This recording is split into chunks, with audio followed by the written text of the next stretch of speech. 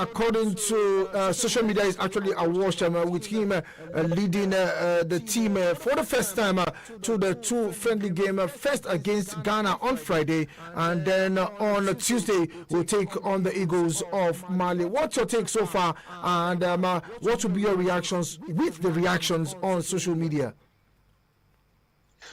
Yeah, thank you, Vicky. I've been monitoring social media since the announcement was made by the NFF. And the first question I ask myself is, what else can we do to satisfy Nigerian soccer fans? We are the people clamoring for the appointment of a local coach.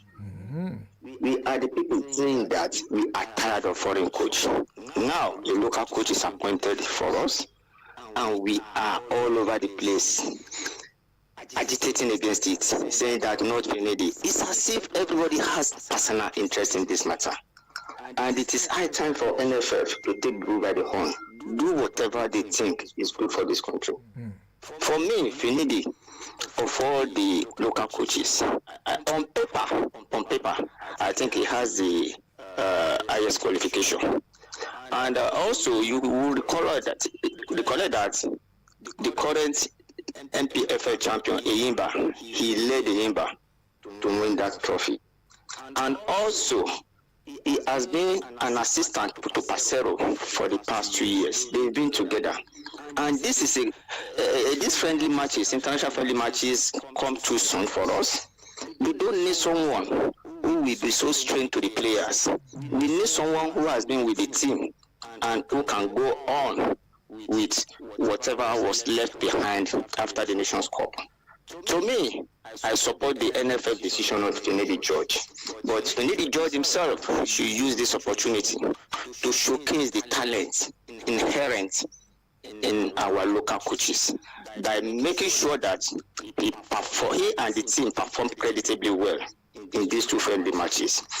Though it won't be enough to judge him, because we need to give him time if eventually they made him the Super Eagles coach. But for me, he's the right choice.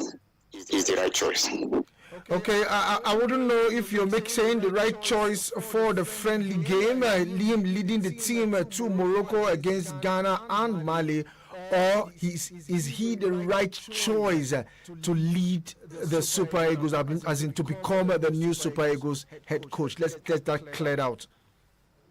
Okay, if we are to rely on local coaches presently, it is to me between him and Emmanuel Amuneke.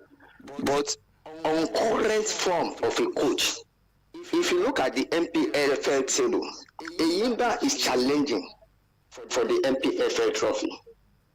They are the defending champion. Finidi George is their coach. He has been with the Super Eagles with Pasero.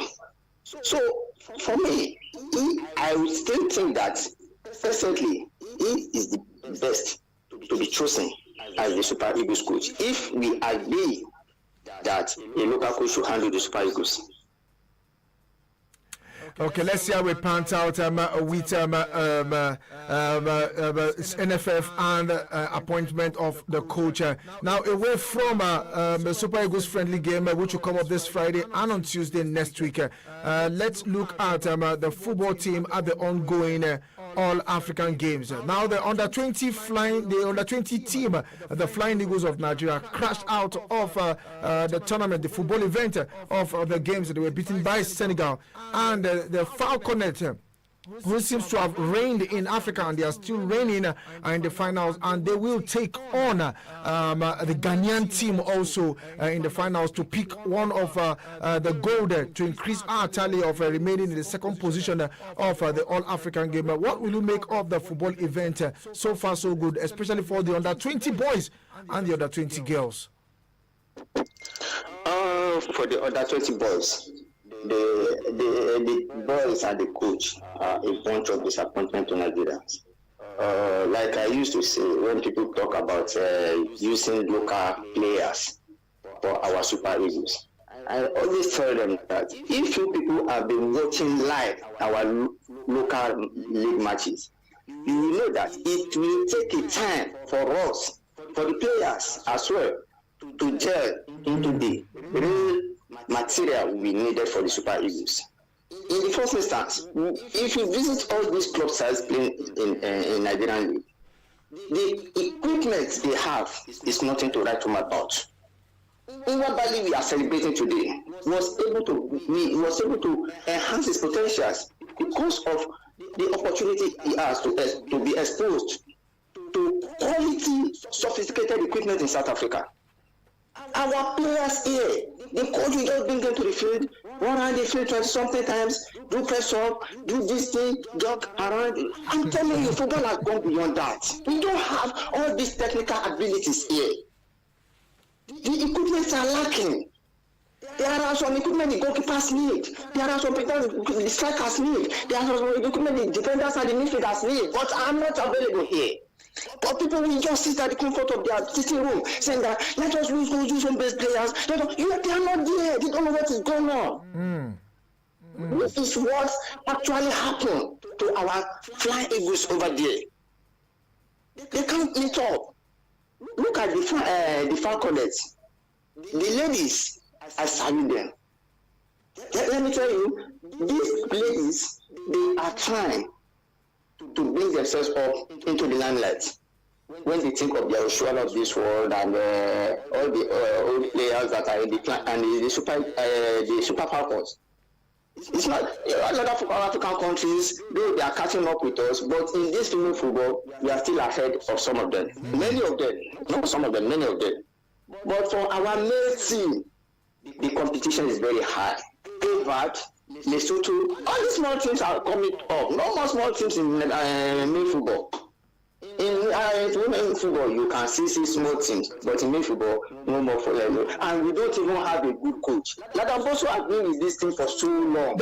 That's even the thing. Now, looking at Ladan Boso, he has been with this team. He has been recycled over and over again. Don't you think that it's right time for the NFF to also throw that position open the same way they did for the Super Eagles and the Golden Eaglet? I think it is high time, in my own opinion. No, I do agree with you, Vick. That's the way to go about it. They should just throw it open and let this man go. Wherever he wants to go and coach any team, I don't care. But for our own flying eagles, a new blood, a new coach should be brought in, like we are doing for the Super Eagles. I agree with you, my brother.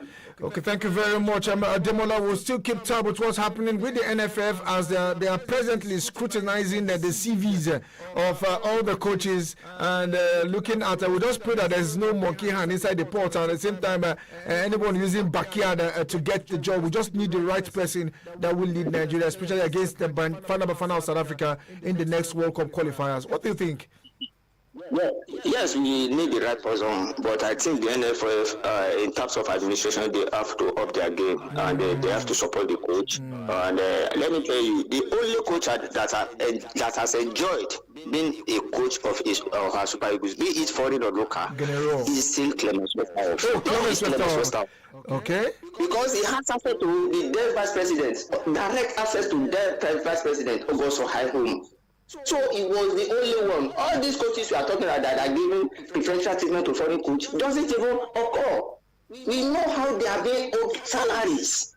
So it is now time for NFF to sit down and ask themselves questions. Okay, Demola, let me put you on the spot here. Should we open an office of the coach in the office of the vice president?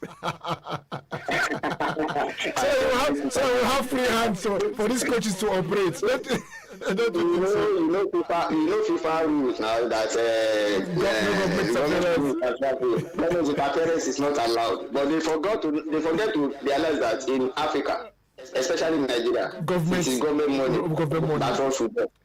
Okay, thank you very much, Demola. I have to let you go. I know you have a lot to do this morning. I truly appreciate you for your time. I really appreciate you for your time. Thank you very much, Demola. Thank you, my brother, for hosting me. I'm highly elated to be part of the program this morning. Thank you very much. I truly appreciate it. Have a nice day too. That was Demola, a former administrative secretary of Shooting Stars of Ibadan, our own in-house analyst. Well, I think let's see how we point out for the Super Eagles. Yes, the camp of the Super